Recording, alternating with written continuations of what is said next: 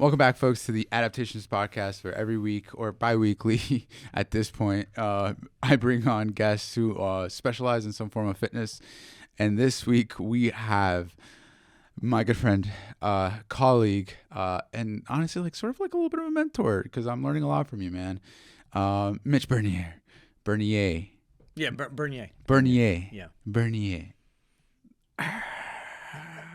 Dude, I've been wanting to get you on the pod for a long time. I think like when we first spoke, I was like, man, I can't wait to get this guy on the pod. I'm gonna get him on the pod. Mike check, yeah, much better. I'm so gonna get him on the pod Mike, because he's got like a phenomenal story. Like you got a phenomenal story, very interesting background. I know you called it like kind of cliche. I think that's the word you used. Maybe use something else. Yeah, I say cliche because I feel like that's what everyone does now. Yeah, Yeah, everyone has. You know, the funny part. I don't even know if you want to save this part for recording. Oh, this is all recording already. Oh, it's already. Yeah. Perfect. Eric's slick with that. Yeah. Yeah. So no, that's what I say. A cliche because you're supposed to have a story, right? Right? Not But- everybody has a story. Right. Not everyone does have a story. Yeah. And then there's the whole fake it till you make it. Right. There's the whole fake it till you make it. But I say it's cliche because if I think about myself in my early 20s, this is not the direction that I thought I'd be in. Yeah. Not at all. What were you doing in your 20s? Oh, so in my 20s, let's see. So kind of dabbling in college at that time. Mm-hmm. Young father. Well, I had my first daughter at that time. Husband, father. How old that? Oh my God. Let's say, well, I mean, it will go even earlier. I think I was 18 when my daughter was born. Okay. Right. So super young dad. Yeah. But I feel like I did what I had to do. I was working full time. I was making money. At one point for a little bit, I had two jobs. I was working. I don't know the name of the company, but it was like telemarketing for cell phones. Okay. Right. As well as working for Walgreens. Low-level associate for Walgreens. So for the telemarketing job, I remember going in there first thing in the morning. I'd get late. I'd be late all the time. And you'd go in there. You'd make your sales. And if you made your sales, 8 sales, you could go home early. So I would go in there. I'd be late, 8:05. I'd have all my sales done by maybe 11 o'clock, 12 o'clock. Go home, paid. And then I would go back for the night shift. I think the night shift was like 5 p.m. to like 11 or something like that. And I'd do the same thing. I'd go in there, I'd make my sales, and then I'd be, done by 7:30 and go home. So I worked all day, quote unquote. But, that job it was amazing. It was amazing. I was already making more money than some of the high school teachers that taught me. Okay. So you could imagine what kind of chip that puts on your shoulder. I was already an asshole. Like, I'll say it straight up. I was already an asshole.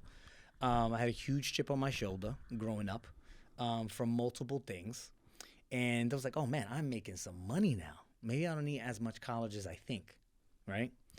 And then after that, my wife at the time, she went on maternity leave. And her boss loved me so much, mostly because of her, but also because I'm a hard worker. And I just basically took her role. And within 3 or 4 months, he got me promoted to an assistant store manager position. Okay. So now I was making even more money. Think about, and I'm an old guy, right? So just think about how much have you been to Florida? Yeah. Think about how much your New York money spreads in Florida now, right? In today's current settings. Now, imagine, I don't know, I guess 20 years ago, 2000, let's just say early 2000s, mid 2000s, being 21, 22, 23 years old, already making $50, $60, $70,000 on the books, off the books. Oh my God. That feeds an ego that you probably shouldn't have. At least I'll say it now in reflection. I'll be like, I was an asshole at that time. And a lot of it was because making a lot of money and not understanding the cost of that. But like an asshole, like how? Because I don't see you like just spitting on people and treat people like shit.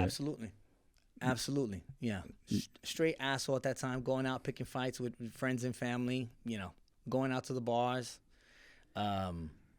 Yeah, but I think like now you were 20 at the time. Yeah. How many years? I gotta ask how old you are. I think this is my 42nd birthday this Oh, year. you don't look 42. Yeah. You know what the secret to that is? I thought you were like Yeah. 30. So being athletic and whatnot, right? Being athletic, doing the boxing, you know what the secret of youth is? What is? Vaseline. Okay. Yeah. That's not what I was Yeah, expecting. I was so expecting, you, okay. I mean, because, you don't want to get cut and stuff like that. So you put Vaseline on your face. Oh, yeah, that's right. And, in MMAs and boxing and stuff Yeah. like that. So Vaseline. Oh, I'm going to do that. Do that for 15 years. It helps moisturize. So quick tangent, because I've always wondered, why do they put Vaseline on the face? Again, so you slip. Oh, right. okay. So maybe the gloves slip off as so much. Gotcha. And also sweat. Yeah. So, you get some Vaseline on your brow. That might, instead of the sweat coming down, dripping into your eye. I don't know if you've ever had sweat in your eye, especially when you're sweating profusely. Well, now maybe that beads away. Yeah. Okay. But going back to the asshole thing. Yeah. You said you're an asshole at. Go lower. Yeah, right here. I'm too close. Yeah. Okay, so. See, that's why I didn't want that chair. What were you saying? You were saying something about being an asshole. Yeah, being an asshole. For me, I had a lot of things growing up. I didn't get along with my family. Oh, that's what I was gonna say. Yeah. So what you were saying about going out and picking fights at bars and stuff. Yeah, that started with friends and so family. You're 40. That was 20. So that's 20 years ago. We're thinking about 2000. I would go even early 2000s. Earlier. So late teens. That stuff starts late teens for me. I feel like that was like a normal thing to do back in the day. Except I feel like I was extra, right? It definitely and was. I spin it now, and I say this all the time. I spin it now, and I think I'm doing a great job. If you're supposed to make up for what you did, I think I'm doing a great job of that. And I spin it all the way. I spin it all the time. It's like, nah, it wasn't that bad. But in reflection, I probably was not the average. I was not the average male growing up, right? There are growing pains that you're supposed to have as you grow up, right? I think it's a part of life. I think mines were a little extra. I definitely put my family through some extra stuff. Where'd you grow up? All right, so I think we left New York 9-10, and then moved down to the Tampa Bay area. Oh, okay. So you grew up in New York. did middle school, junior high, high school, and then part of college there. Okay. Yeah. Interesting. Mm-hmm. And then when did you come back? With back and forth continuously. Oh, why was that? So, my family's all from New York, so I mean, huge, especially on my father's side. So huge family in New York. So maybe every summer we're coming back to New York. A little nostalgia. There was a couple of times where things are hard, so you go back to what you know. You come back to New York. That's hard too. Let's go back to pretty Florida. So that happened a couple of times. Yeah. And so you're saying did you grow up, like, I don't want to say affluent, but. No. I grew up poor. You grew up poor. I grew up poor. So that's why the 70K gave you that extra stride. Oh, absolutely. Absolutely. My mom didn't work until my brothers were older. Yeah. So I am the oldest of, I think there's 4 of us. Yeah, 4 of us. Right? So my mom didn't work. You're the oldest, you said? I'm the oldest, yeah. Okay. I'm the oldest. My mom didn't work, she, not until my brothers were older. And so, my dad was working 17, 18 hours a day, on whatever that salary was at that time. My father, I love him to death. He's a smart man in his own ways, but he doesn't have a high school diploma.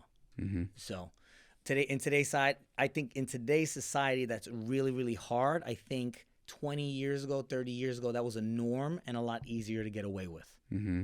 Mm-hmm. But so that's why I think like that chip on your shoulder at the age of young 20s, making 50, 70K 20 years ago also, I think you had a pretty good reason to feel confident, coming from that background. It's not easy. And this is where I was going back to like it's not cliche, this uprising story, because a lot of people don't make it out of, I don't want to call it just poverty, but I guess just like a different way of living. Yeah. You made it out of it. You saw yourself, in the mirror. You didn't like the type of person you were. And it sounds like you made changes. And that's the type of person you always were. You're always making changes. I don't know if I was always making changes. I think there was a pretty specific moment where I woke up. I started waking up, starting shaking myself. It's like, oh shit. What age was that? When my first daughter was born. Oh, okay. So she was born in 2001. Okay. And that was when I was like, okay, what do I want to do here? Mm-hmm. My parents, even though I didn't get along with them in my own way, because of the chips on my shoulder. Yeah. They raised me to have some pretty specific morals, right? Loyalty, responsibility. You step up for those things. So, being a new dad, that was a big thing. It was like, okay, what kind of dad do I want to be? And at that time, I was still trying to do it all. And so you were thinking about your future at that point. I don't even know if I was thinking about my future. I was thinking about more about what her future is going to be. Yeah. I'm not going to lie to you. Like, I didn't expect to make it past 25. Mm-hmm. With some of the dumb shit that I was doing. And is that when you were getting into boxing? No, it was earlier. So, recreational boxing earlier, starting in the teens. My father's a martial artist, so that's a whole nother thing inside the household. Early in the teens, already kind of doing that as on and off. Yeah. Both in the neighborhood, in the street, in school. Maybe I shouldn't be fighting in school. But also with the trainer and things like that. Yeah. And did you have a few boxing matches? I'd say I had a few boxing matches. Probably more in the street than in the ring. Okay. No, why was that? Do you think it was because of your surroundings? I think, though, interestingly enough, that's a lot of the reason. I got into Brazilian Jiu-Jitsu. I got into wrestling because I felt like I needed to defend myself in case a fight broke out, because I was honestly, I was dating somebody at the time. Mm-hmm. And I knew that the guys around in the town and at our high school, they would hit on her, and I just felt like I had no respect. And so you kind of had to develop your own respect. And I didn't want to fight anybody because I was afraid of my mom finding out that I was getting into fights, because God forbid she finds out I'm getting into fights. That's one fight I'd never win. Right. But then I got into wrestling. Now, is that something similar to yourself? No, I think bullying was a big issue with me. Also, I was an asshole, so I picked a lot of fights that I couldn't back up. Okay. So my mouth was a lot better than my hands were until my hands caught up to my mouth. If that makes sense. Yeah, that makes sense. So, I mean, I'm on a good day, good sleep, I'm 5'8", right? I'm 165 pounds now. Growing up, I was 135 pounds. Yeah. So, there's not much there for a lot of mouth. Mm-hmm. So that got me into trouble a lot. And, one day I just got into, I was like, yo, Dad, show me how to fight. Mm-hmm. And, that started with him, and that wound up going towards a gym with someone eventually. Yeah. Do you think it was I feel like people back in the day were a lot more sensitive. Like, yeah, I don't know how to describe it, but it's just you could really piss people off very easily. And because there wasn't Oh, man, I would say it's the opposite. You think so? Yeah, I would say back in the day, you could... Well, I was going to say you could get beat up, too. Right. Let me add that part, too. I would say back in the day, right? I hate... saying that? I don't feel I old. say it because I'm joking. Old. I don't mean back in the day. I'm not trying to call you old, by the way. When I say that, right, I don't feel old. Yeah. So, but back in the day, you could have a problem with someone and be like, no problem. I'm going to meet you after school at the McDonald's. And that's why I think they're more sensitive, is because they'll resort to violence. And it's like, dude, you're so sensitive if you want to fight somebody right away. You didn't interpret it as violence. It was never interpreted as violence. I'll say it today. It was part of growing pains. It was part of stuff that I think is supposed to happen. Like fighting is just naturally supposed to happen. Like you should just duke it out.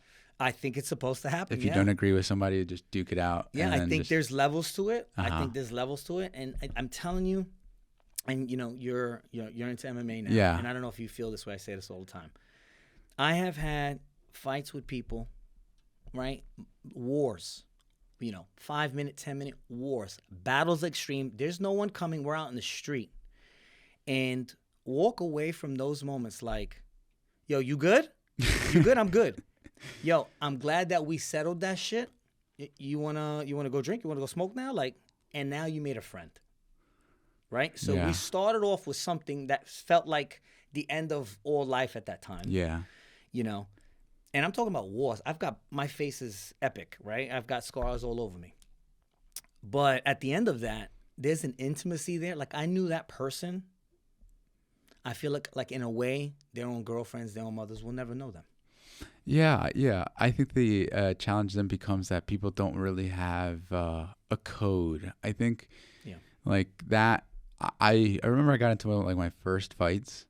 And I hit the kid, and he fell down, and I was like, all right, get back up. And people were looking at me like, why'd you let him get back up? And I was like, because I don't know. It's my code. Like, if we're going to engage each other in a little battle of fisticuffs, I'm not going to wail on you while you're down. I'm going to wait till you get up, and then I'm going to knock you down again. And if I get down, then you knock me down. I think there's some context. If it's a one-on-one fight, maybe that holds value. But some people don't think that way. If it's multiple versus you and it's a 4-on-1, 3-on-1.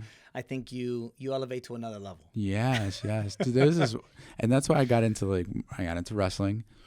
I felt like at that point people just started respecting me because there was this one incident where this one kid got jumped at our school. Mm-hmm.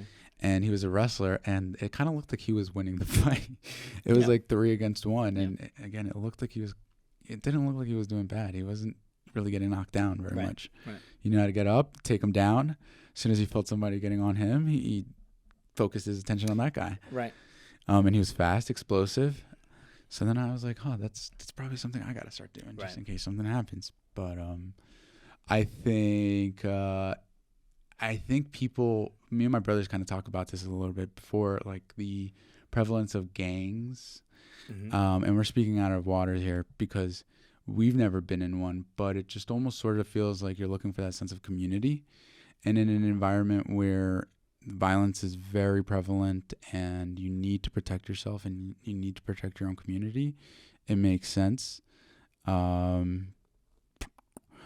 then you kind of take it like a step, like an extra step, and then another level. I think in certain parts of cities, certain parts of America that might value. So for me, growing up, not really. I appreciate my family now in a way that I didn't when I grew up. For me, getting into because I was a former gang member, right? Okay. Right, and that's still my family. For those, if this is gonna go somewhere viral, or I'm still, there's so many people that I talk to, they're family. Yeah. Right. Yeah.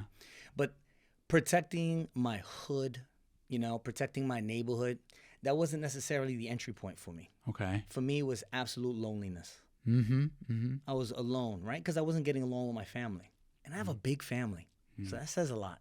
I have a really fucking big family. There's 7 of us in my immediate family, cousins. My father's the youngest of 12 siblings, so there's a lot of cousins everywhere. But it was loneliness, and for that point in my life at that time, they provided, whether it was superficial or not, they provided an avenue of happiness. They did. It's like a fraternity. It's a fraternal and I didn't know, order. and that was, I would say, a sober happiness, mm-hmm. because I wasn't into too much drugs growing up. Mm-hmm. I think my drug of choice was the confrontations, the fights, and things of that nature. Yeah. Oh, absolutely. Let's go pick a fight, man. I gotta get high. Dude, you're crazy. Yeah. Yeah, that makes me so nervous. That's why I say that's why I say to sit back in a chair and I call myself an asshole at that time. Yeah. Like, hey man, there's 5 of us. Let's go pick a fight. Yeah, you guys are wild. I'll say it. I'm a lover, man. I don't like to fight. Yeah. But it's funny. I do appreciate the exhilaration of trying to best another individual, in like a mental way, not necessarily, just let's go pick a fight and beat somebody up. But I also think that there's like a little portion of, I was also a violent kid though. I was also like bullying kids too when I was younger. And I think it was mainly because my mom would beat me. So it's like, just kind of passed on. It's like down the food chain, I'd find somebody else that I could beat on and wail on. Right. And so I was trying to more so of like find an outlet for the anger and the rage. Do you think that was something similar that you were like looking for? Is just? I think I still have that rage. Yeah. I've just found other outlets for it. What are those outlets?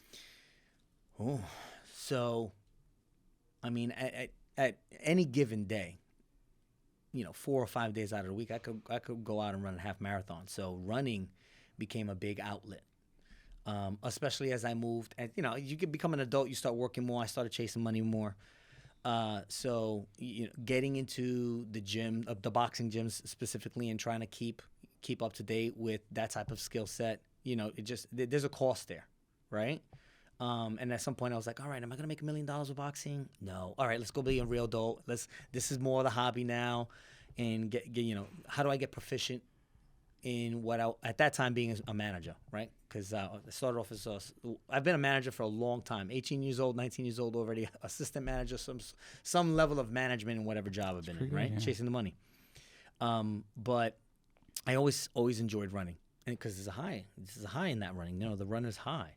I just didn't have any structure to what that was supposed to look like until, I say most recently, maybe the last 10 years. So running is that avenue. And then, here's the coffee. Yes. Thank you Matilda, so much. if she's out there, babe, I love you. Thank you.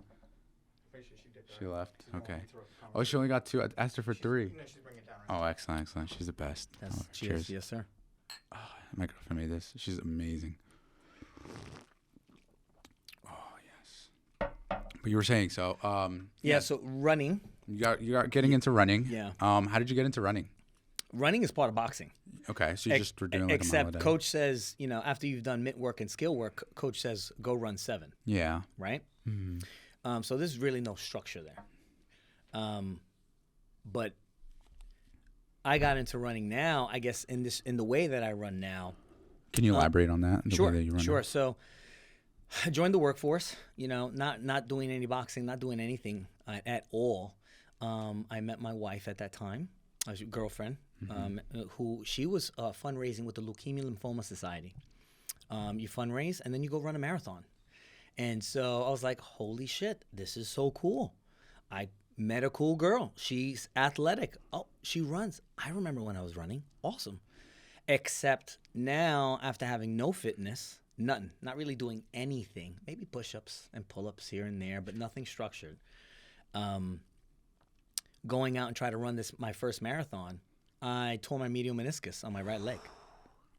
So, again, growing up, super light kid, right? Yeah. Super athletic, or at least boxing, kinesthetic type of athletic, right? At 135, 145 pounds max. But then trying to not have any fitness, and then go trying to run a marathon weighing about 185, 190 pounds. So that was my first experience at impact forces, tissue thresholds, tissue capacity. I just didn't know what those terms were at that time. But I learned real fast that, like, hey, when you're out of shape, you get hurt. When you're not strong, you get hurt. And so started running for that, got hurt, and then that was it. I didn't want to be hurt anymore because I wanted to run now. Because for that brief moment that I was running, it felt good. It didn't feel like boxing. I don't know if anything will ever feel like that competitive nature, that, that gladiatorial type of feeling. But it still felt good. It's that dog in you. Yeah, it felt good. So, hurt. I went to physical therapy 2 times. The first time, you check off the boxes. You do 8 sessions with them. Oh, you're good. You do all the balancing tricks, but I couldn't go run. My knee was still swelling up. So I went back to physical therapy again. Same thing. This one was a little longer. She started doing some isolation strength machine workouts with me, and I was like, oh, this is actually the first time I've ever worked out in a machine. Oh. I'm like, this is my my mid to late 20s. So I was like, oh wow, that's this machine. Oh, there's machines. I can get strong with machines, and then that was it. So it didn't work. I still couldn't run. So for over the course of a year, trying to run, not being able to run, and just my personality, the competitive person, I was like, I know I can run. I'm going to figure this out. I briefly hired a personal trainer at that time, a running coach personal trainer. I think I must have did 4 sessions with that guy. He really wasn't, in retrospect, as I look now, he wasn't a running coach at all. He was just a personal trainer via strength coach. But, in those 4 sessions, he pointed me in the right direction. It's like, you just might not be strong. And I was like, what do you mean I'm not strong? I'm strong, right? That's the ego. I'm strong. But, that he was right. So I started lifting at that time just a little bit. And sure and behold, after getting a little bit stronger, I could run a little bit farther. The pain started to dissipate. So if my knee bothered me at 1 mile, as I got stronger, it would be 2 miles, and then 3 miles, and 4 miles. And over the course of another year, I was back running these distances at the speeds that I wanted. So now knowing what you know, what do you think it was? If you had to diagnose yourself. Oh, absolutely, right? What was it? So if I go back, right, and I look, so I lacked mobility, right? So working on mobility, that naturally happened, accidentally, going through full range of motion. What kind of mobility, like in the knee? Yeah, so we're going to start with hip mobility, right? Yeah. If I look at how wonderful the hip is and what it and how it should function, right? The hip can do so many things, right? But for the most part, most of us, if we're athletic, that knee just comes up and comes down, right in the what's known as the sagittal plane. We'll say in dead man's anatomy, cadaver's anatomy, the sagittal plane. But that's it. I didn't do anything lateral. There was no more side-to-side shuffles, which is crazy because that's kind of where you live when you're, street fighting, when you're in the ring, and lateral is home to you. But I had lost a lot of range of motion and control there. So we're going to say that, mobility, motor control is active control through various ranges of motion. And I would even go one layer deeper and say at various speeds. So can I control a specific, well, talking about my hip, can I control my hip through its full range of motion slow? Can I control my hip through its full range of motion fast, and everything in between? So that was absolutely missing. And then just overall strength, or what I now know to be mass-specific force, right?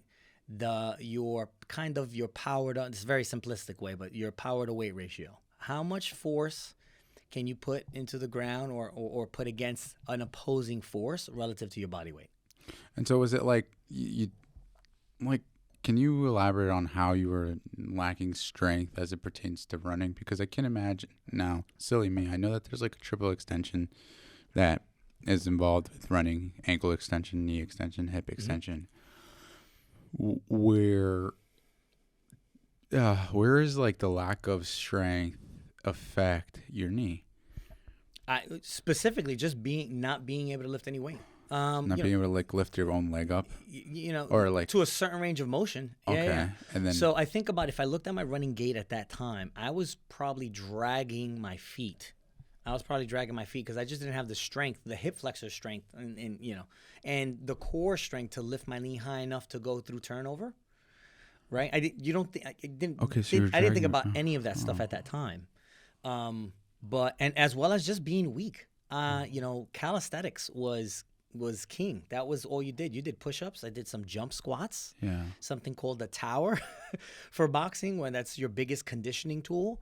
Some plyometrics, some med ball work, some ballistics, and that's it. That was strength training in a nutshell for me. At 135, 145 pounds. But not through different planes. Right.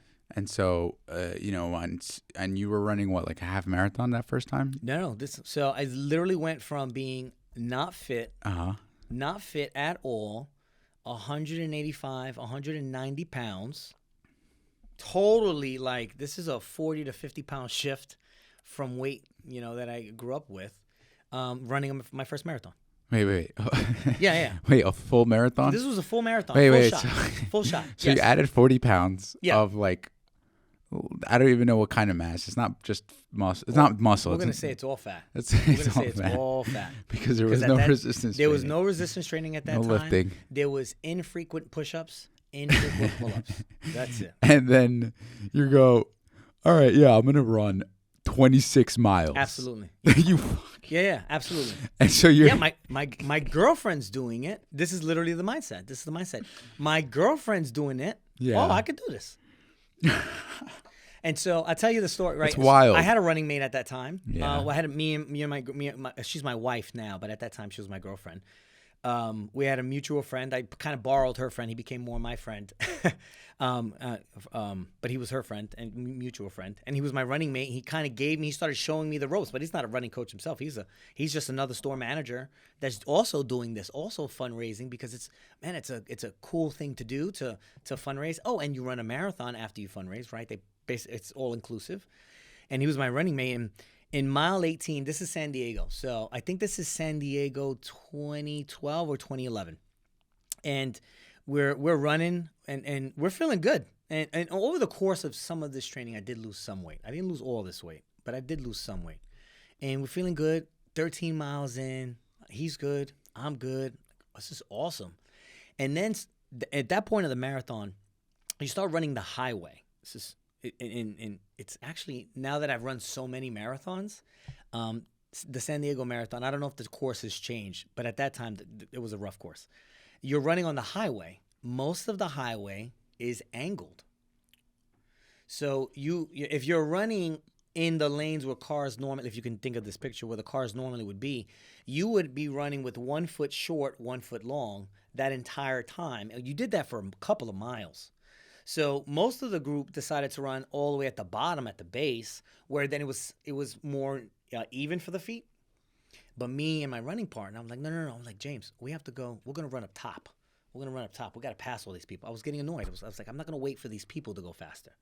So we run basically maybe 3 miles, maybe mile 15 to mile 18. Here comes the on-ramp, and then it's just flat, and then it's an out and back. I come off the on-ramp. I'm like, yes! I literally go to take one step to run a little bit faster, and I just literally feel this tear. Like, it literally felt like a sheet of paper. Like, that's... And then every step after that was ow, ow, ow. Like, I remember it as like it was yesterday. Yeah. That was mile 18, San Diego Marathon. You know? So only eight more miles to go. Only 8 more and change miles to go. You know, I probably should have quit at that time. Didn't quit. I basically hopped on 1 foot, skipped. I did whatever I had to do. I walk, run. I think I wound up doing that in like 5 hours and 15 minutes or something like that. But I finished. My knee was all types of different sizes at the end of that marathon. But that was how I got injured.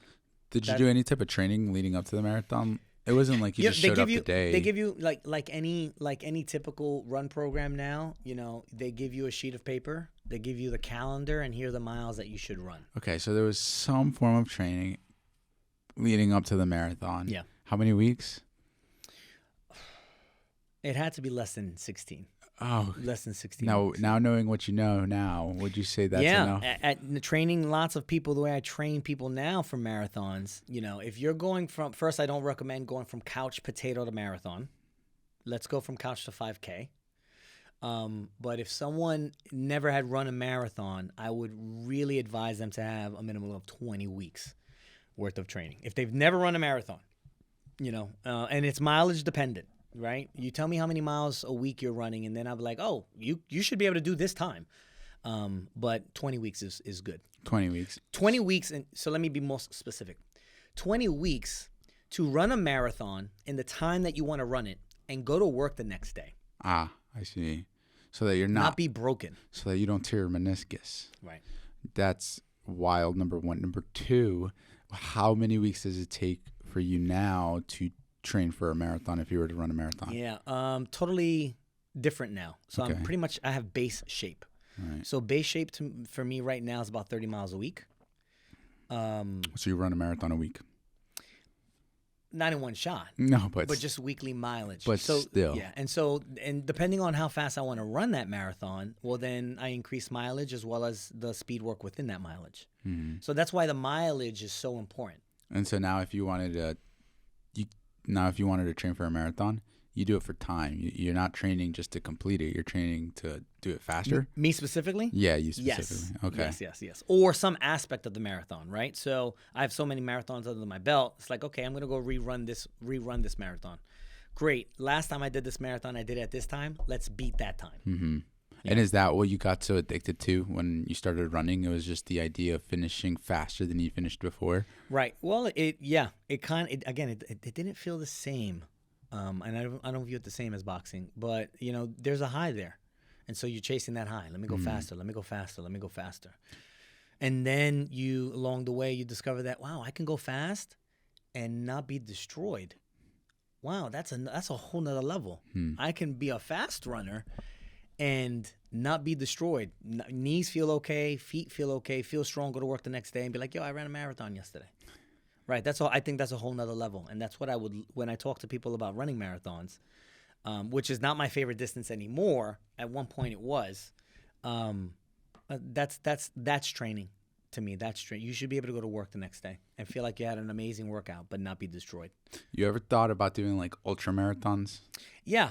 So 31 miles is the longest I've done. That's unofficial. Like one day I just wanted to go out and see what that looked like. Yeah. 31 miles in 6 hours. So I'm such a fish out of water. When I said ultra marathons, I thought that those were the ones where you go off terrain and you go up mountains and stuff. I think technically speaking, ultra just is about the mileage. And Okay. I think anything above 30 miles, 31 miles is considered an ultra, even though there's crazy ultras like, the Leadville 100. They have these 50-mile runs. They have some crazy runs. But I think technically, we can Google that and look it up. I think anything over 31 miles is considered an ultra marathon. Yeah. That's nutty. I love the aspect though of running that it kind of teaches you to be continuous. Yeah. Like just to keep a steady pace and just to continue going. For me, I think one of the biggest hurdles that I have with doing cardio, I don't know if it's just getting bored or just getting too into my head. Yeah. And I really love Brazilian Jiu-Jitsu because it feels like a level of conditioning that forces me to be present because I have to be concerned about the person trying to choke me out. Do you specifically mean the flow state? The flow state, like Do you feel past like you get beyond in that? you're exhausted. No, you just feel like you get into that flow state, that it's just kind of happening. Now again, fish out of water because I haven't done Brazilian Jiu-Jitsu in a year. I think what I really enjoyed about it was kind of like setting things up, and then like kind of trying to think about my next 3 moves, similar to chess, where you're thinking about the moves ahead. You're trying to set things up. You're offering an arm, hoping that they're going to take it. They take it. Then you transition to something else. And then I really enjoyed, I guess some of it was like the ego. It was really humbling when you get choked out and you get tips taken apart. Really is. Yeah. No, it is. And then it feels really good when you do the choking. And it's kind of like, I deserve this choke because I've got choked. Yeah. And then it only makes you better because now I'm going to tell you why you put yourself in a position where you got choked. And sometimes it's just about the size because we have the same skill level, but I'm just bigger than you. Other times it's about the skill set. And then other times it's just about you making a mistake, like a small little mistake. And you go, damn it. And he catches that. And that's when they're so good that they catch your mistake and they capitalize on it. And I think that happened to me in my tournament. I got second place. Yeah. I lost to the same guy twice, both in gi and no gi. And I think the second time I lost him, that's when it was because I was training in gi, which is like it's the attire that you wear. Yeah.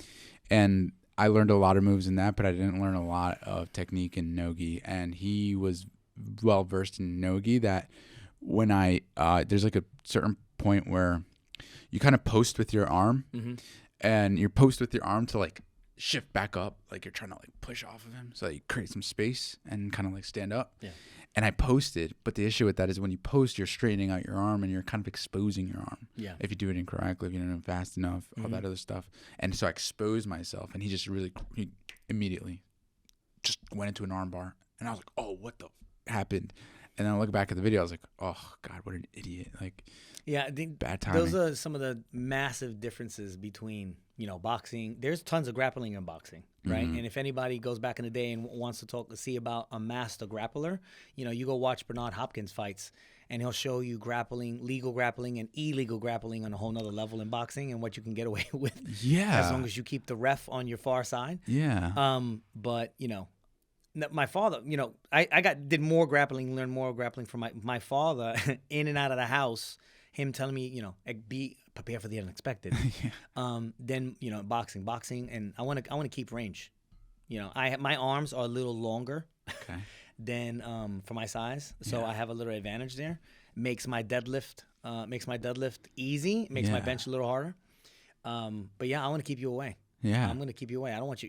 You grab my right arm. If you grab my left arm, you've got that right quickly coming. Yeah. So yeah. That's the tricky part about like matching them up. But that's why I have such an appreciation of people who go into MMA because then they kind of like put together these moves.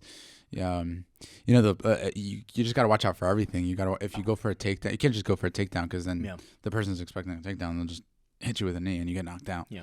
Kind of like what happened with Jorge Masvidal and was it Ben Askren? I think it was. And he just went for the flying knee, knocked him out in like 5 seconds, 7 seconds. Now, here's a question.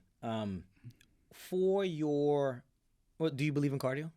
I do. I think cardio is necessary, but yeah. So what cardio do you think you fall into to get better at that, at falling, at tussling, at the grappling, at being on the floor with, 180 pound I would imagine, what's your weight class? Yeah, I was at the 185. Yeah, so with a 185 pound body on top of you. Yeah. Pressing up against you, not allowing you to breathe the same way you normally would. Yeah, I think that's where the conditioning becomes very important. Do you think it was stamina versus endurance? I know that so it's stamina versus endurance. Stamina, like your ability to produce the power for an extended period of time, or endurance, like the ability to flow. I would say endurance would be how much power can you carry and how long can you carry it. Oh, like muscle endurance. So that I would say endurance. Like stamina. How far could you go? Yeah. How far could you go?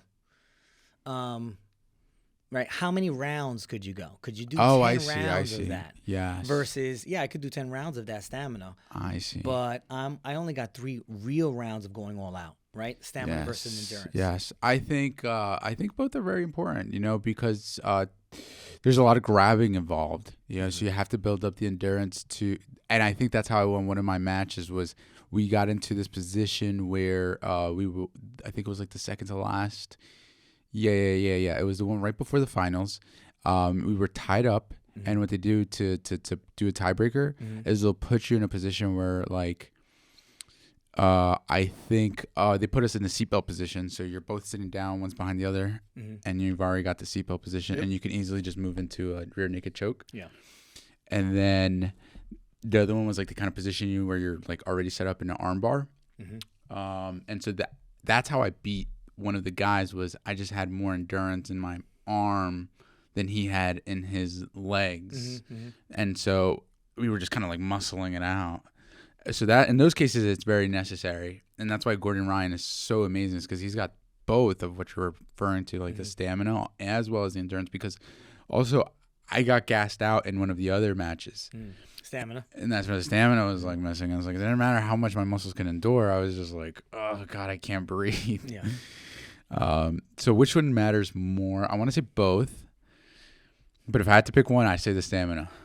I'd say stamina is more important. I would agree. I think in all sports, I don't know if all the other performance coaches would agree. This is what I was saying. You tell me how many miles you're running, I'll tell you what your time is, because everything else within that, based off your mileage, we'll build off of, right? How many rounds can you go? Like if I can take you in boxing, if I could take you to the 10th, 11th, and 12th round, but you're not used to going there, I got you. Yeah, you'll see that. And again, knowing what I know now, being such a heart rate driven training style that I use, in boxing you do a little bit of running and you do a lot of jump rope. Jump roping is pretty high intensity, right? Yeah. For me at that time, I would imagine I was probably high zone 3, high zone 4. Yeah. I jump rope now significantly. It's totally different because I jump rope, conservation advantage. Totally different zone 1, zone 2 now. But boxing, I was only doing, that high intensity work. I could jump rope for, oh my God, I could jump rope for 30 rounds, 3 minutes. Let's go. Let's go. But, coach said go run 7. I'd probably run 3. Okay. Right? So I go run 3. My training now is so opposite of that. I'm like, no. It's all easy training. I don't want to use the zone 2. Everyone says zone 2, but it's, it falls within this lower heart rate, very low, not even moderate, lower heart rate training, except that now low heart rate training for me after doing this type of training 10 years is fast. Yeah, it's different, right? Yeah. Like you said, your body tends to adapt to the new levels of intensity. Yeah, my low heart rate training, my zone 2 heart rate training is like the other day we ran 10K somewhere in the 840s, 845. Okay. So it's pretty fast. That might be someone else's. That might be someone else's zone 4, zone 5. That's my zone 4, zone 5. Right. That took, again, here we are, 10 years later of doing this, what I would say is stamina building. So can you describe what a zone 1 through 5 is? What is that for the people? Sure. Okay, so I'm specifically talking about heart rate zone. Okay. I use Polar's heart rate coaching system. Not because I'm like sold on Polar, but what I am sold on is the ease of use that Polar does to set that up for people. So when I talk about the heart rate zone, I'm basing it off of 5 heart rate zones, depending on whose book you're reading. There's maybe you might see 6, you might even see 7 different zones of training. So I'm talking about 5. If I had to break those down, zone 1 is probably where most people are hanging around in life. You're walking around, you're just living life. A deconditioned person climbing up the stairs. Again, I'm thinking about someone that's not us. Yeah. They're climbing up the stairs. They might trip into zone 2 because they're not too healthy, mm-hmm. right? Or they're not too conditioned. They're not too fit. They might be in zone 2. Zone 3, maybe that person is already doing some sort of jog, a faster pace jog, right? That might be moderate. Zone 4, this might be them running, their mouth breathing now, if they weren't already mouth breathing. Zone 5, this is them giving something all out, maybe for a very, very short time. Mm-hmm. To contrast that to someone who's super conditioned, it doesn't matter. If we're talking about endurance athletes, zone 1, zone 2 might be somewhere that an endurance athlete could live for 6 hours. Mm-hmm. Zone 3 might be somewhere with an endurance athlete could live, 3 to 5 hours. Zone 4, maybe, again, zone 4 being a super fast pace for this endurance athlete, maybe about an hour and 15, hour and 20 minutes.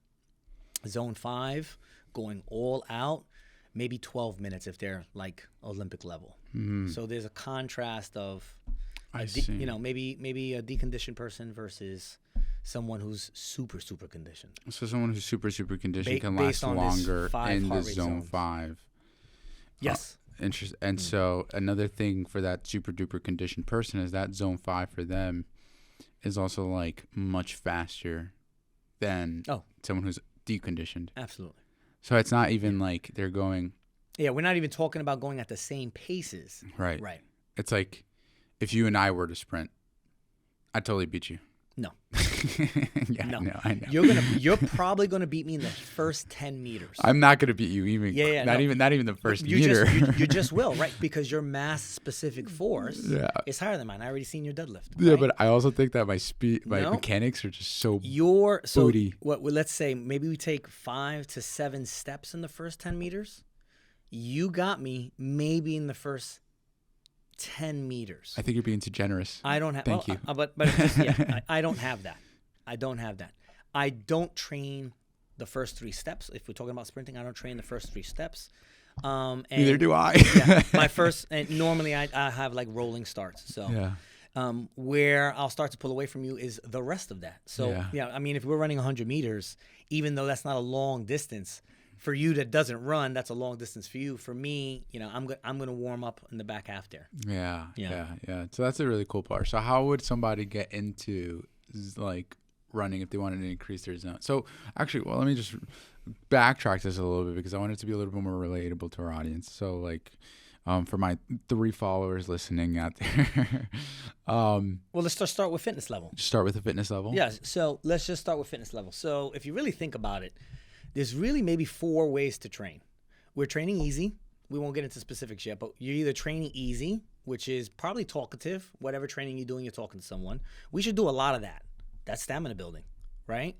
Then we're probably training to a comfortably hard.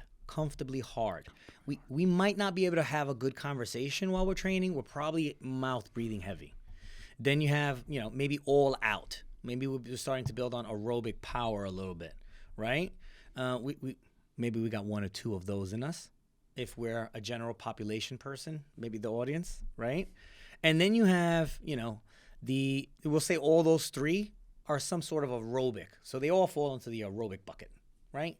Easy, stamina building, more harder, comfortably hard, endurance, all out aerobic power.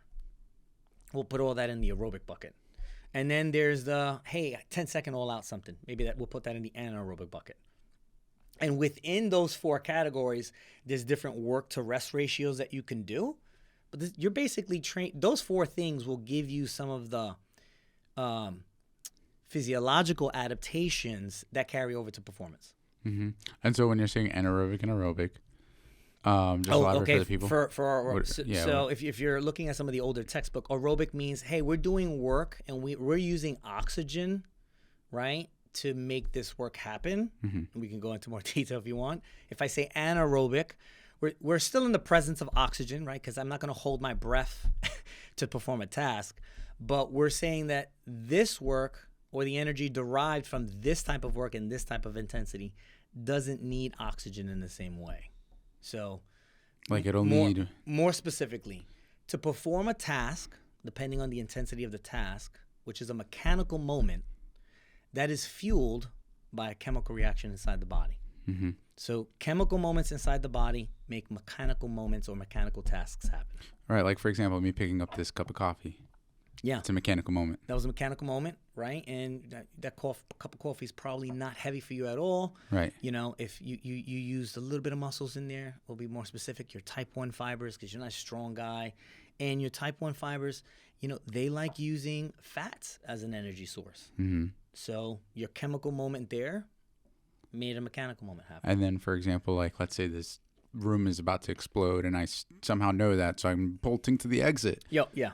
That would be... Sure, yeah, especially your first, let's say you're super conditioned, maybe your first 10 to 15 seconds of that is going to be, you know, we'll put that in the anaerobic bucket. So it's going to metabolize, use... We might use, we'll say, carbs. The Okay. carbs in our body, most people don't know what carbs are, like the sugars in your body. Right. You're going to use those. You're still using fats. They just need they need some time to wind up. Right, and then anything after that is going to be a little bit more aerobic. And the longer you're running in duration, the more and more aerobic you'll start to slow down. You'll start to use, you know, especially if you're not too conditioned, you have to slow down. You can't maintain that speed. You'll be a more aerobic in nature. And so, like, as this pertains to, let's say, you're not really training to do an MMA fight. You know, you're not really doing this for Everyone sports. should train to do some sort of fighting. Let's leave that here, as everyone should do some sort of fighting at a minimal, so that you could defend yourself. For sure. Okay. And so, let's say they're not. Make sure we send some training. messages here. Everyone should be able to defend themselves. Pick a combat sport of your choice. Agreed. Or you could just purchase a gun. Just kidding. Don't do that. Yeah. Don't do that. Well, there's the 21-foot rule. What's the 21-foot rule? Well, you know, if someone has a gun before they pull it out and you have 21 feet, you can cover that distance. It's a whole nother conversation. Yeah. And so, like, okay, let's go back to the increasing your level of fitness. Yeah. Say you're not training for an event, so you don't have like specific stamina training. What kind of differences would you know in your day-to-day when your fitness starts to improve? All right, so I do better with these conversations if there's more context. Like, let's say, for example, I'm an average Joe. Like, let's go back to... So average Joe? Yeah, 190 what do you want to do? pound You just Mitch. you want to be healthy? Right, I just want to... Exactly. Awesome. Exactly. You want to be healthy, you need stamina. So what changes would they start to notice Yes. as they're getting healthier? Yeah, let's go ahead and get you to just do some stamina building. Again, I try to put these into simpler buckets for people. If we talk about heart rate zone training, this is zone 1, zone 2 training. What might that look like? This could be anything from faster walks outside to a bike ride outside, maybe to an incline walk on the treadmill.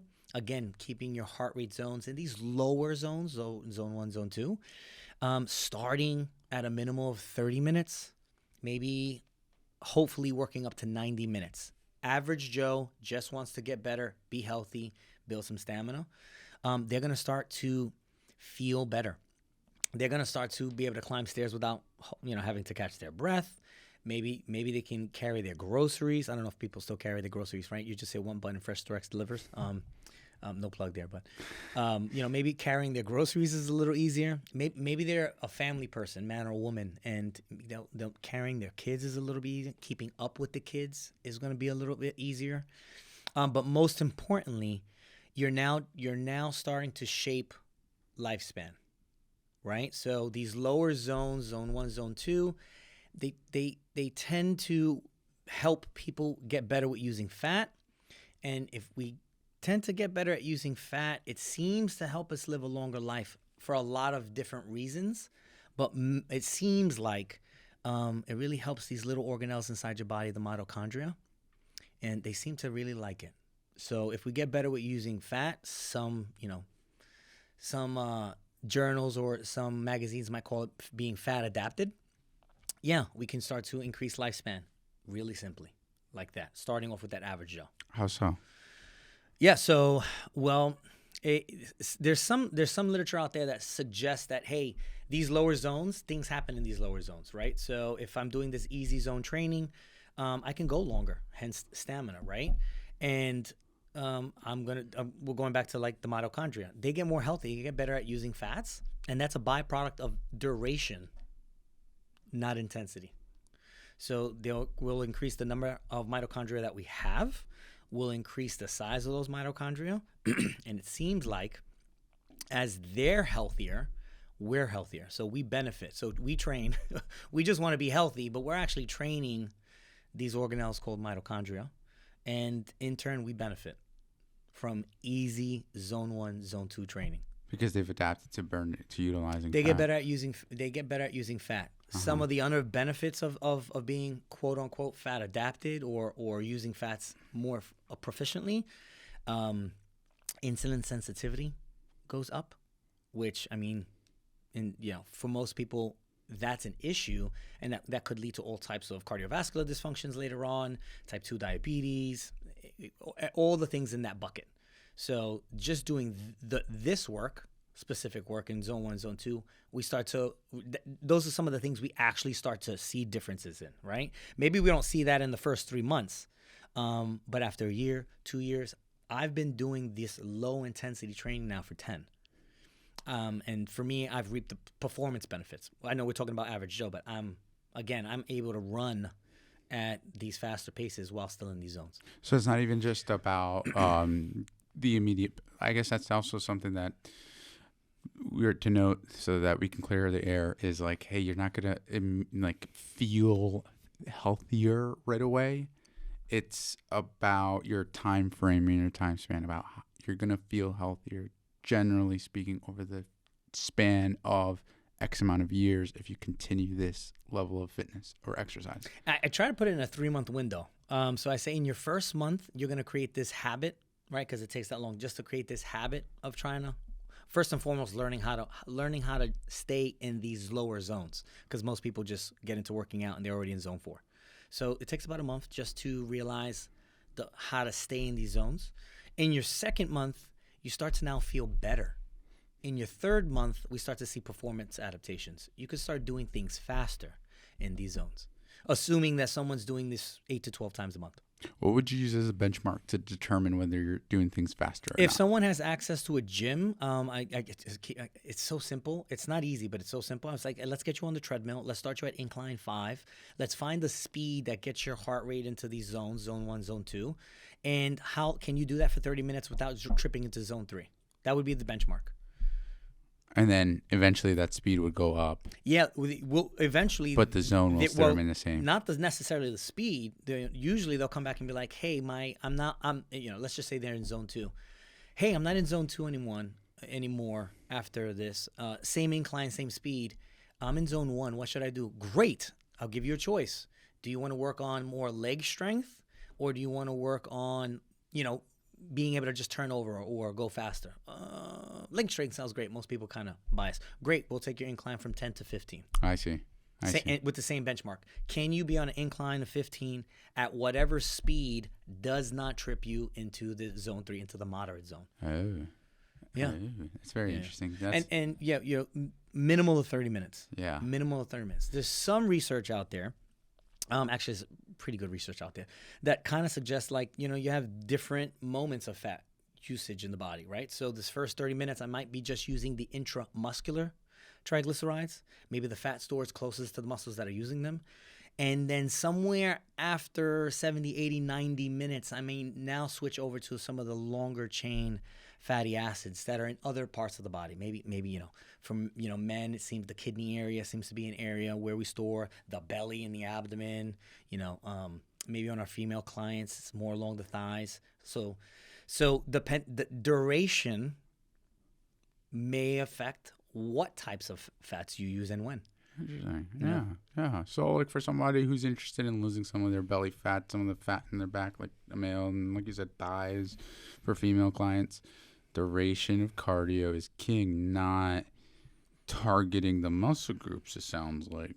Well, when I'll be lifting specific, weights. right? So I'll be specific because you read all this stuff, and I don't want anyone to think like we could start shaping that. Mm-hmm. We just know that the fats being used throughout these different durations are coming from different parts of the body. Mm-hmm. I'm not saying that you need to be proficient in using fat to have fat loss. I think hands down for almost everyone, if we're talking about fat loss, hands down it's caloric deficit, at least in the beginning. I think it's caloric deficit. Mm-hmm. So we could just starve you. We could just starve you and you'll lose fat. Mm-hmm. Now you'll reap some minimal benefits of becoming more fat adapted. You'll reap some mitochondrial health benefits from being in starvation mode, quote unquote. Mm-hmm. You're not going to reap any performance benefits though. Right. So I'm drawing a picture here for average Joe. His name is Joey. Yeah. He wants to lose weight. He decides to go into the caloric deficit. He loses the weight. But one of the things that tripped me up is this realization the other day that weight loss is just the, what would you call it? I don't forget the technical term, but just the fat cell is just shrinking. Yeah, the adipocyte? Yes, exactly. Yeah. It's just shrinking. And so, but that doesn't mean that the new cells that were developed when you were in a constant surplus go away. They just shrink, meaning once you go back into some form of a surplus, they're likely to grow again. And so one of the ways to deter that from happening so that you're not always in a caloric deficit, would you say increasing your ability to utilize fat is the cardio? That's where it'll kick in. Like you could do cardio to keep the fat off. Yeah. So, well, again, we're talking about our average Joe and like how I would coach our average Joe. I've already given them the 3-month. Hey, here's what it kind of feels like to do this type of training. This 3 months, great. Also, with the caveat, I was like, you're gonna lose some weight because your expenditure's up, and because your expenditure's up, you might be in a deficit. Mm-hmm. So it goes back to this caloric deficit moment. So we didn't starve you per se. We didn't attack nutrition. We attacked the deficit another way with activity. With activity, yeah. So I my job is to provide the menu. Right. Hey, how do you want to do it? I could starve you to give you the caloric deficit, not increase your activity and starve you, or we can keep we could start to shape just better food choice, maybe keep the same calories, and we can create that caloric deficit with activity. Right. Which one do you want? So, but when we talk about lifespan, right? When you talk about changing your lifespan, I think going the stamina route, the zone 2 route, the zone 1 route, the building duration in that is the way to go, because that starts to affect something called your VO2 max. Okay.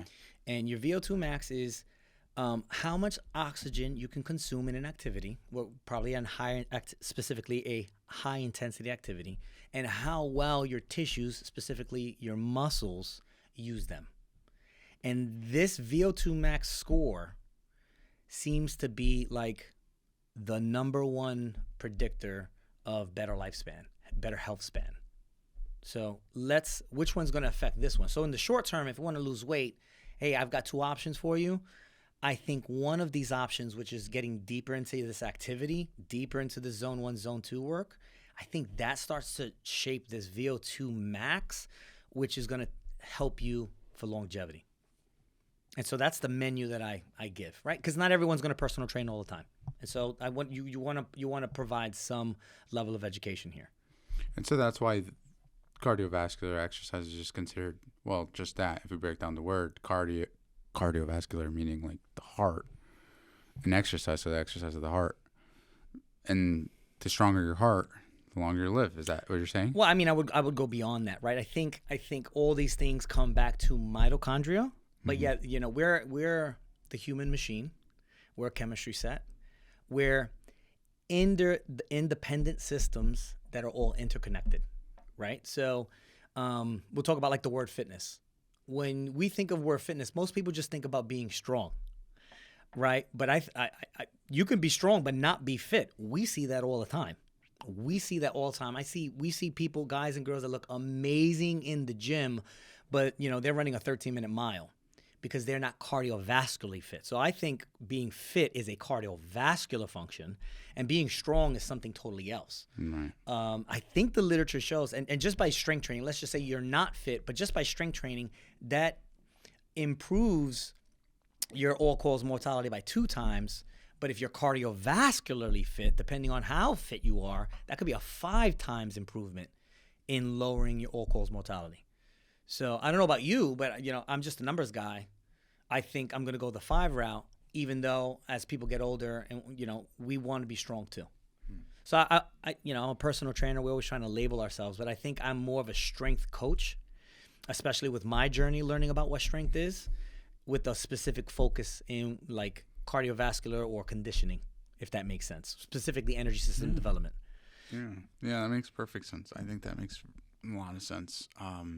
We said a lot there. We did. We did said a lot there. So, that was, yeah. But it was like, in other words, like the TLDR that I'm getting of it is that you just become more efficient at using oxygen when it comes down to it. And that increases your lifespan. You do more with less. You do more with less. Yeah. And that just becomes a lot less exhaustive and not as intense on your heart, not as intense on your body to do regular tasks, like maybe walking up the stairs or, like you said, keeping up with your kids. Those type of tasks may tire you out more, which I guess shortens your lifespan because it's more work relative to your level of fitness. But the more you stay in that zone 2 you were saying, not zone 3. Yeah, I'm going to push it. Yeah, I say zone 1, zone 2 because there's similar benefits there. Yeah. The problem is activity levels. Most people don't want to do zone 1 work. Also the calories there. If we're talking about using expenditure as a way to get people into caloric deficit, the calories there aren't really there. But in zone 2, there's a higher calorie output. Right, because you're going faster. Yeah, the intensity's up. Yeah, higher caloric output per. Yeah, and that relationship between higher activity and calories. Yeah, interesting. Yeah. I mean, people are going to hear this and be like, "What are you talking about?" No. Yes, there's two. I think there's 2 ways to tackle, with specifically talking about the average Joe and fat loss. It takes a long time to work on nutrition, and at the end of the day, especially in the beginning, getting people in a caloric deficit. And building those habits and behaviors. But the other way you can tackle it is expenditure. It's still a caloric deficit. Yeah. And I think the other attraction to just burning it as opposed to not eating it is that it doesn't require as much self-control because people tend to love eating. I know I do. And so to say that you got to put yourself into like a starvation mode is drastic to a lot of people. And a lot of people use it for like pleasure, not even for like nutritional purposes to meet a nutritional standard. It's because they're just stress eating because they work hard. If they're a professional in New York, they're probably like working 90 hours a week, so they want to treat themselves to a very fancy, nice dinner. And when you say diet, right? When people come to you and you talk about fat loss and you say diet, sometimes it's viewed in a negative way. Right. It's like, oh, I gotta go on a diet. I don't want to go on a diet because everything that you just said, kind of, they already have that. Yeah. Some of the conversations I have, from a nutrition standpoint, is like, yeah, we're going to have a diet, but you're going to eat more. And it instantly transforms the conversation. What do you mean I'm going to eat more? I need to eat less. No. You need less calories, but I need you to eat more. What are you talking about? Yeah, well, you need more volume of food at lower calories. Yeah, so what's your veggie palette look like? And then that starts that dialogue about increasing volume of food, but lowering the calories. Yeah. But that takes time. It does, because I think a lot of it is cultural. I really do think a lot of it is cultural in that certain like environments that you grew up in, they might prioritize fried food. Highly palatable fried food, empty calories. Empty calories. Or I usually say empty calories, right? Because they're higher calories, but I'm not necessarily reaping the reward of having higher calories. Right. Yeah. And that's just the way they grew up. So now you're talking like nature versus nurture. Yeah. And you're talking about like decoding and restructuring the way somebody approaches food. Yeah. Not necessarily going for what's like good for you or what you need, but more so just. I'm sorry, they usually go for what they want. They're just like, it's impulsive. Right. It's like, I'm just feeling something very tasty right now. And now switching that over to deciding to eat something because it's good for you. Mm-hmm. I think that a lot of people have that challenge. I had that challenge. You know what I get a lot? I get a lot of people that say, "Oh, but I eat pretty healthy." And we're looking at that plate, and it's if I had to describe the plate in colors, it's a lot of bland, like browns and whites. It's like meats and rice, or meats and potato, and I was like, "This is awesome. This is great. You're eating quote unquote healthy." Where are the colors? Where are the veggies? Where are these things? And that's usually not even, again, maybe that comes back to like what you said. It's like cultural. What are the foods that you eat and that you were raised on? It's like, oh, okay.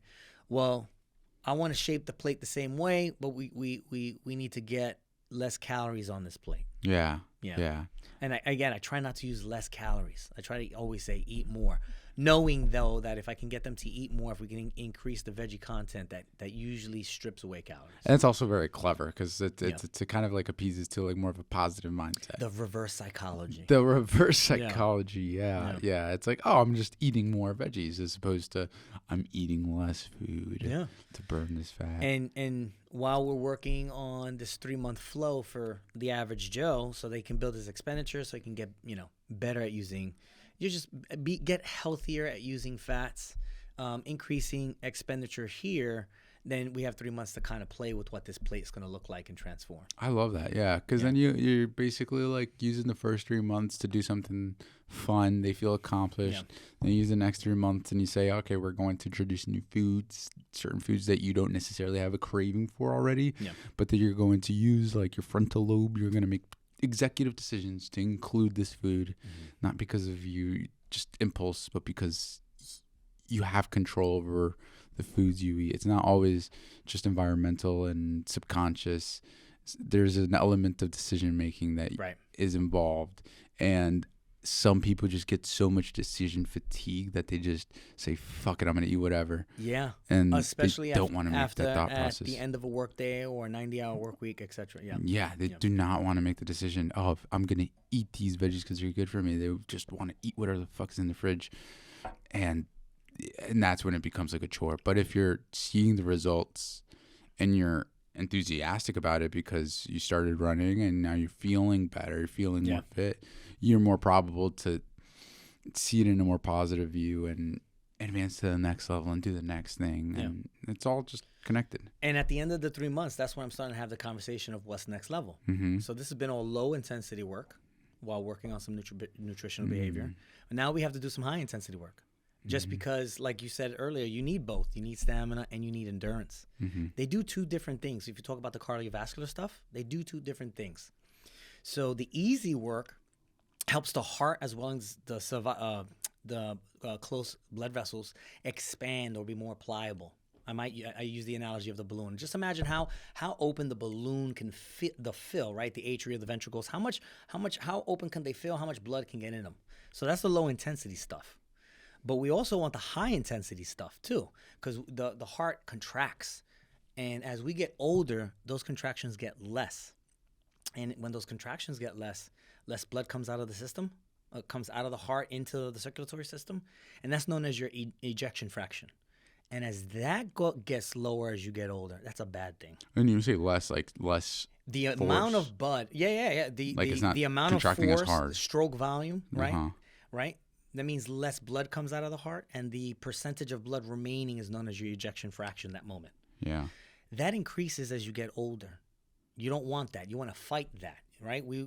As that happens, we're talking about all types of possible heart issues. So, but we can strengthen the heart. We can work on that contractility. We can work on stroke volume with the higher intensity work. That might be the zone 4, zone 5 work. Okay. So at the end of this 3 months of the easy work, right? That's the stamina that builds the foundation to what we can do in the high intensity work. Because I'm not just looking at this from a performance aspect.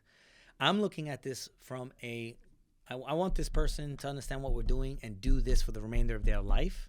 Because it's not low intensity is better than high intensity, which is the one that's going to get me to fat loss. It's like, no, I need both of these. They do different things, especially for my heart, how the heart responds to them, and as well as the circulatory system. And we'll reap the rewards of higher calorie sessions at least for the 4 weeks, right? If I put them on a 4-week block of high intensity work. Also, we talk about the executive decisions. This is a moment where you kind of remotivate the client because they're like, oh, I've been doing the same stuff for 3. Oh, we're doing something new in month 4? Bam. So I think motivation is a huge thing. You're not going to be motivated all the time. Frequency and consistency is king. But when we talk about program design and what we're doing and helping people, there's a little psychology there about keeping them motivated. Yeah. Because you're just like bringing it to reintroducing like a new toy, I like to call it. Right? New shiny new object. Yeah. And it reinvigorates. You get more of a buy-in where they believe in the program, and with a bigger buy-in, they're more probable to stick through it, develop the consistency, see it through, and then when you see the program through, you see the results, and then you believe in yourself again, and you want to do it again. Yeah. And over and over again. And you see that stuff with like powerlifting, like strength training. That's like where I came from is the powerlifting world is, you run a 12, 16-week block. Yeah, let me ask you, how did you get into strength training? So the way I got into strength training was because, and honestly, like I've started thinking about this, about how I've gotten so strong, because I know that so I got into strength training because of quite literally into squat, bench, deadlifting because of a friend in high school. Mm-hmm. He was getting into it. And so we did like a local powerlifting meet at a local franchise gym. Mm-hmm. So it was not a sanctioned meet. It was just one of the trainers there decided he wanted to host a meet. And even though it was a franchise gym, it was such a tight niche gym. It felt like a local gym. It didn't feel like a franchise gym. Like everybody knew each other that walked in at 5 p.m., 6 p.m., 7 p.m., 8 p.m. Mm-hmm. We knew each other by first name, and we all kicked it. We would go to Buffalo Wild Wings with the staff. Like it was not like a franchise gym. It was just it was almost like a local gym. Yeah. But it had a franchise behind it. And so they ran a powerlifting meet there, and that's how I got into powerlifting. Mm-hmm. But in terms of strength training, my strength training began with my dad. Mm-hmm. My dad was, he had his garage workout stuff, and I remember lifting like a 60-pound dumbbell, and I wasn't really strong enough to do that. But the other real strength training that kicked in was when I was working with him at a warehouse. I was 11 years old when I asked him for an allowance. Mm-hmm. He laughed. He was like, "Why would I pay you?" I was like, "So that, if I do chores around the house, you pay me to do the chores." Mm-hmm. He's like, "Why the fuck should I pay you to do the stuff that you should be doing anyways?" Good question. Good answer. But my friend, he gets an allowance. Yeah. Yeah. And so he came back with a job instead. You're going to come with me on Saturdays. You're going to wake up at 6, 7 a.m. and you're going to come work with me at a warehouse. And you're going to earn $10 a day. Mm.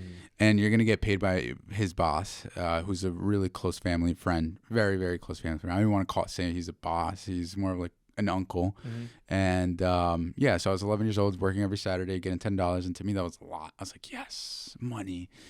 And I wasn't really doing much. I was trying to lift up boxes. I remember trying to lift up those 6-pack gallons of water. Yeah. That I couldn't lift that up. That was the one thing that my dad, he'd be like, no, don't touch that. You're going to pull your back out. You're going to get a hernia. You're going to overstrain yourself.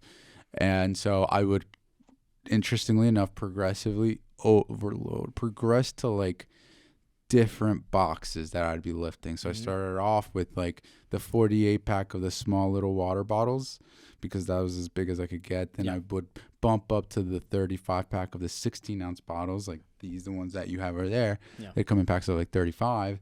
And then I would progress to the sports nozzle, because those were 24 ounces, 24 by 24.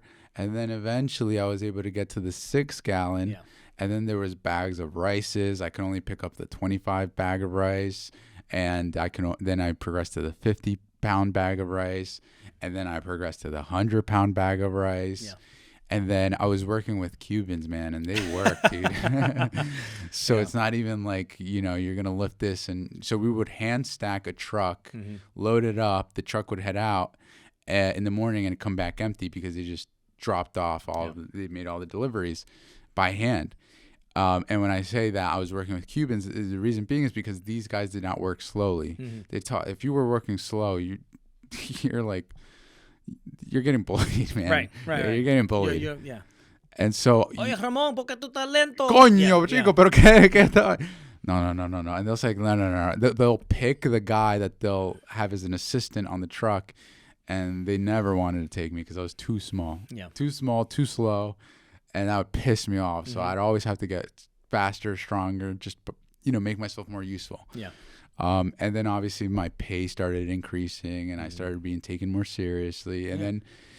And that's all a byproduct of being stronger, right? That's it, because I had to carry. It's so interesting. So we're doing I've started introducing farmers walks, again, thanks to you, because of the transfer to trunk stability and how that transfers over to the squat, bench, deadlift. And I didn't realize I've been doing farmers walk with cases of water, cases of soda. That's everyday what I was activity. doing at the warehouse. Yeah.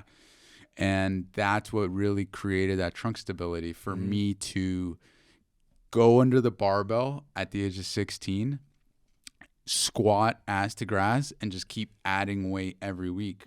Because I would go to the warehouse, I'd work a full time, from 6 to 6 sometimes, load up the truck at 6 a.m., fill it up till 9 a.m., 10 a.m. they'd head out, 10 a.m. to 6 p.m. you're filling out the orders for the next day, and then you did it again. Right. And then after at 6 p.m., I'd go with my Uncle Hiron, and we'd go to Retro Fitness. We work together. We'd go to Retro Fitness together. We'd push each other. We'd truck some pre-workout, go lift, and then we would come back home at 9 p.m. We'd meal prep because we needed food for the next day. And he was following me and all this, dude. Yeah. I feel so bad because he was just trusting everything I did, and it was just a fool's method of training, a fool's method of nutrition. But he was so about it. And we were just going to the gym. I would load up 135 1 week, squat ass to grass, because I read online that quarter squats suck. And also I was wrestling at the time. So I wanted to make sure that I was able to get into that, what I now know as deep hip flexion. I wanted to be able to get into that deep squat and still maintain strength. Because in wrestling, you really, really squatting low to the ground. It wasn't the best technique. It was pretty shitty technique. Self-taught, YouTube, Alan Thrall, Mark Bell. Who else was I watching in terms of technique? That's pretty much the guys I remember. And I would add 10 pounds next week. And I would add 10 pounds the week after. And then I'd see 315, and I'm going to try 315. I'd fail 315. I'll try it again in 10 minutes, try it again, fail it again. I'll try it again next week, try it again next week. And then I read Arnold Schwarzenegger, and I heard that he had this one exercise, and I'm pretty sure it's false, but what he would do is a pyramid, start with 135, add a plate, 225, add another plate, 315, do those each for 10 reps, work up to 405 for 10 reps, and then work his way back down doing 10 reps again with no break.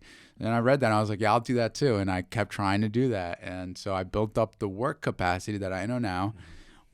I avoided injury because of all of the trunk stability work that I did at the warehouse.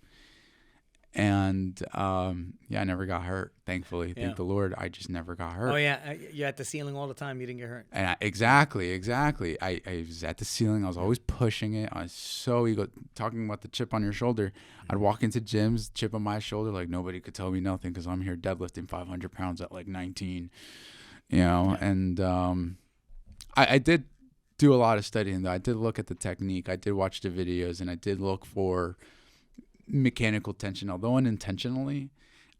If I didn't feel it in my glutes, in my butt, in my hamstrings, in my quads, if I felt a little bit of discomfort, I would stop.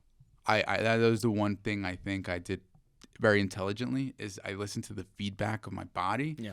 And if something felt wrong, I would just go down. I wouldn't fight it. Right. Yeah. If a squat just fell off, and I didn't give a shit. I just dump it. And there were so many times I dumped not dumped it because a 495-pound squat dumped on the floor would be pretty bad at a Retro Fitness. But they had the squat racks with the safeties, so it just Yeah, they don't have a lot of free weight stairs. Maybe they have that little functional, quote unquote functional area. Exactly. And so I many times I failed a 500-pound squat in front of everybody, and I was like, well, try it again. But you had a long history there. You know, I put myself in the recent bucket. I didn't get into strength training until I got hurt, and I started to learn relative strength. Right. My pushing me to learn about strength training didn't happen until I was into personal training full time. Yeah. And I had my first client. One of my first clients, and she doesn't train with me anymore, but she comes to me. You know, she's like, I need to get stronger. You know, it's like I want to look good, but that's not why I'm here. And I'm like, oh, great, yeah. I just learned how to strength train now. No problem, we'll do this stuff. All low stuff, right? So picking up weights lower than my body weight, right? And she's like, yeah, and let me tell you what my story is. And forever, I'll never forget this story. It has shaped how I think about program design for strength training. This is why I think carries is so important. You know, she had recently given birth. She's a mother of 3, recently given birth. I think the kids were like, you know, close in succession, you know, maybe newborn, 8 months, maybe 5-year-old, 8-year-old. Her husband traveled a lot for work, wasn't in town. The apartment caught on fire. So the apartment's burning, and she tries to go get the kids. And she's sitting there. She can't pick up all 3 kids. She doesn't have the strength to pick up all 3 kids. And she's sitting there contemplating which kid she's going to leave behind. Oh, my God. Yeah, this is her reason for strength training. Luckily, a neighbor came. No problems. Neighbor came, helped her. They got out. Yeah, everyone's okay. Yeah. But, you know, she was, you know, not being strong or not having some form of relative strength. And this was her reason for training, so she would never have to try to make that decision again. Such a horrible decision, but it's very true. Yeah, that's a real life situation for a lot of people. That's a real life situation. Yeah, I'm sitting there listening to the story, and I'm like, oh my God, I know nothing about strength training. What? And so this is where I get into the books, and I need to start understanding what is strength training. Mm-hmm. Oh my God, there's the force velocity curve. Mm-hmm. Oh my God, there's absolute strength, there's relative strength, there's power, there's speed strength, there's strength speed. What does she need to make this happen? Mm-hmm. And then we talk about benchmarks. What's the one thing, you know, she's a mom, so she can only train with me once a week, right? So if frequency is king, we're missing some puzzle pieces here. What can I give her that she's going to feel safe with, but that's actually going to help, you know, do some things? It starts off with farmer's carry, and I wanted her to do some cleans, some kettlebell cleans. If she could clean, hey, that kind of models holding your kids. If we can get into a racked carry, that kind of models that, right? Yeah. You know, so I mean, over the course of 2 years, you know, training with me, I think she trained with me for 4 years, but over the course of 2 years, we gave her benchmarks like, hey, we need to farmer's carry. We got to get you to farmer's carry your weight, because if you can't even farmer's carry your weight, you know, you're never going to be able to get the kids. Mm-hmm. But most importantly, you got to carry the kids. So it's about carrying them for stamina. How far? If you've got to go down flights of steps with these kids, can you do that? But how do you get them into your arms? Oh, I think the clean will work for you. Let me show you what that looks like. You build on technique. She starts off with 2 8-kilo bells. 2 8 kilos. That's all she could do when we started. I think the last time I talked to her, she's up to 2 24-kilo bells. 224? Yeah. Wait, 2 24 individual kilos. So what is that? Oh, and we're also talking kilos too. We're talking in kilos. So that's about 48, I think it's 54 50 pounds. Yeah. 54 pounds, right? Yeah. Each. So 2 of them. So 100. So like 110, 120. She starts training again. Fat loss is not necessarily the main objective here. She starts training. She's somewhere around 155 pounds. Again, mother of 3. Right. Last time I talked to her, I think she was down to 125.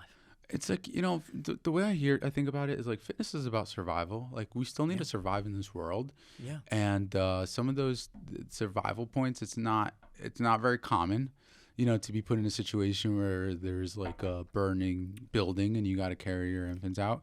But if that situation arises, as far as few between as those situations are, it's almost like you need to be strong because it's not going to happen. This is not the movies that you're going to get an adrenaline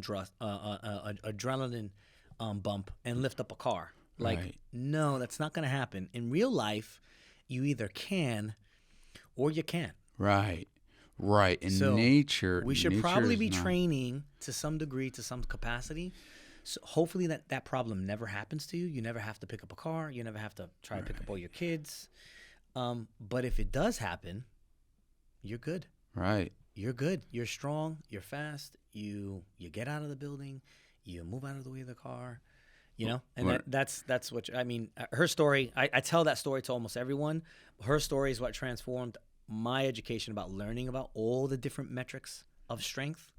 And now I just straight build programs to relative strength. Yeah. What's your base? Hey, can you squat, bench, deadlift, pull up? 3x10? No, that's the starting point. Everything else is icing on the cake. That's beautiful. Yeah, we need to start there, and then performance. Technically speaking, performance starts after that. I love that because that's like not what I'm used to. In my world, we're used to like, I just want to hit a higher total. I want to be big and strong, and I just want like to hit like a 315-pound bench. I want to hit like a 500-pound squat. And for what reason do you want to do that much weight? Because it just makes me feel good, right. And that's all. Because it kind of feeds the ego in a way, which isn't bad because I have an ego too. I mean, I don't think ego is always a bad thing. It's kind of necessary at points. But I also think that just doing it for the sake of being able to do it, should the moment demand it, is a very, very good reason to get into some form of strength training. Yeah, you never want to be too weak. Right. And I think about that video. You seen that video online with like the chick that was in the gym and some dude, like she opened the door because she thought that he was just trying to get in to like use the equipment. Oh yes, I saw that. Yeah. She's in the gym. She let him in, thinking he's gonna win. And he attacks her, trying to force himself on her. Yeah. And she's able to like fend him off, even though she has no martial arts background. She doesn't do any like boxing. Just strong. Yeah, I'd imagine that guy just was so shocked at how strong she was that he got scared. He got spooked. And I just think about, holy shit, what a moment to be so grateful that you've put in all those years of training, for this one moment where you just got to defend yourself.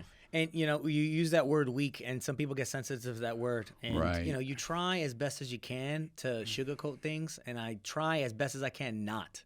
Because, you're weak, you're not strong relative to your body weight.